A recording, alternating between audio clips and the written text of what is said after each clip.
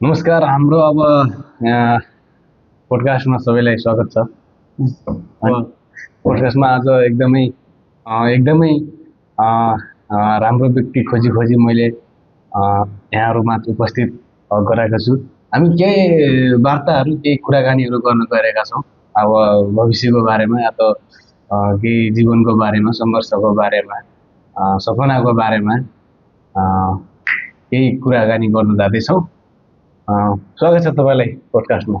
धन्यवाद। अनि के छ त आजभोलिको बिजी व्यस्तता कता छ, के छ, के कसरी चलिरहेछ जिन्दगी? अब बिजी व्यस्तता भन्ने त यस्तै हो, बिहान उठ्ने, आफ्नो दैनिक कार्यहरू गर्ने होइन। एकदमै अनि त्यस्तै हो आजभोलि, त्यतिखेर बिजी भन्नुपर्छ। भनेपछि आफूलाई जे होस् बिजी नै राख्नुपर्छ, टाइम पास भइरहेछ भनौँ। हजुर, ठिकै छ, बिजी पनि राख्नुपर्छ र व्यस्तता पनि हुनुपर्छ। हजुर। र तपाईँको आजभोलि काम अथवा कसरी जिन्दगी चलाउनुपर्छ, कसरी अब आय आर्जन गर्नुपर्छ, अब त्यसको बारेमा अलिकति खुलाइदिनु न केही। यस्तो आय आर्जन भन्ने त अब खासै त्यस्तो केही छैन। हजुर हजुर। अब त्यस्तै हो, हल्का फुल्का भिडियो सिडियो बनाउने, कहिलेकाहीँ अब ब्लग सलग बनाउने लागिराख्नुपर्छ त्यो ट्राभल गर्ने। अनि त्यसपछि केही आफूले जानी नजानी गीतहरू गुनगुनाउने, त्यस्तै हो भन्नुपर्छ। ठिक छ, मेहनत जारी छ, जारी नै राख्नु होला। एक दिन अवश्य नै प्रतीक्षाको फल मिठो हुन्छ भने प्रतीक्षा गर्नु होला, अगाडि बढ्दै जानु होला। हजुर, धन्यवाद। अलिकति आउँछ भने एउटा यसो मिठो केही मसिनो हाम्रो दर्शक श्रोताहरूको माझ केही गुनगुनाउन सक्नुहुन्छ भनेपछि राखिदिनु त एउटा। हजुर, त्यस्तो गीत गाउने भनेको त म खासै केही आउनु। अब तर पनि अब पहिला अग्रज जो गायकहरू हुनुहुन्छ उहाँहरूको सुन्दै देखेर है आफूलाई पनि इच्छा जाग्ने भयो, चाहना जाग्ने भयो। हजुर, अनि कहिलेकाहीँ अलिअलि गुनगुनाउने गर्दा त्यो गुनगुनाइ छ, खासै केही आउँदैन। त्यही पनि सानो प्रयास छैन। ओके, एकदम। कसको छ र जिन्दगीमा दिए थैथे माया त फल फलौटी बेरुवाको के भर परम र बुढी बेरुवाको जिन्दगीमा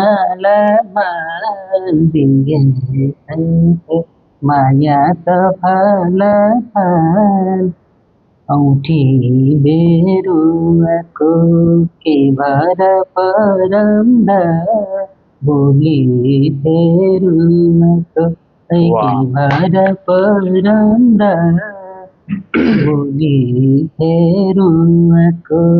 धन्यवाद। एकदमै मिठो, एकदमै राम्रो प्रयास, राम्रो र स्वर पनि उत्तिकै ठिकै छ। तपाईँ जो लाग्नुपर्छ गीत सङ्गीतप्रति जो तपाईँले माया देखाउनुपर्छ यो आगामी दिनहरू पनि देखाउनु होला। हजुर, कोसिस प्रयास गर्दै जानु होला, प्रगतिका पाइलाहरू चाल्दै जानु होला। एक दिन अवश्य सपना पुरा हुन्छ। अलिकति मैले यो पनि कुरा राख्न चाहे, अनि कस्तो यो तपाईँलाई कसैको गीत सङ्गीत सुनेर एकदमै म पनि गायक बन्छु भन्नेतिर लाग्यो? पहिल्यैदेखि बचपनदेखि नै तपाईँ गुनगुनाउनुहुन्थ्यो अथवा गाउनुहुन्थ्यो? मनमा केही छ भने यसो बताइदिनु। यस्तो अब पहिला हामी सानो हुने बेला होइन। हजुर, अब आदरणीय अग्रज कलाकार जोहरूको गीत आइरहन्थ्यो होइन, क्यासेटमा बजिरहन्थ्यो। अनि हामीले सुन्थ्यौँ।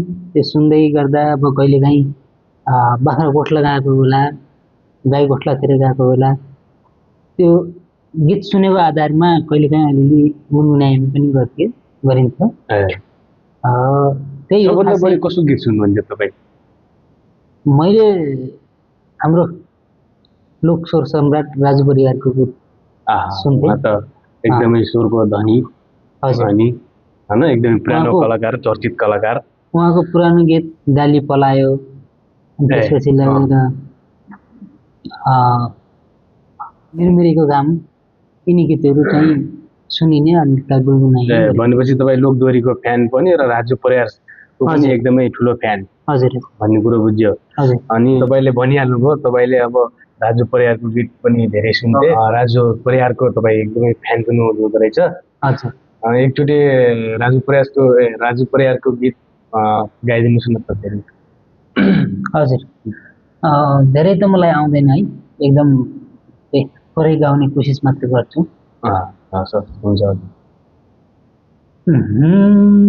टिप्छु फुल डर छैन काँडाको, तिम्रै हो मनसँग टाढाको, मिरमिरेको घाम, मिरमिरेको घाम, डरके जबान तिम्रै हो, राम राम घाटे मरिदम, डर छैन काँडाको, तिम्रै हो मनसँग टाढाको, मिरमिरेको मिरमिरेको घाम, डरके जबान तिम्रै हो, राम राम घाटे मरिदम।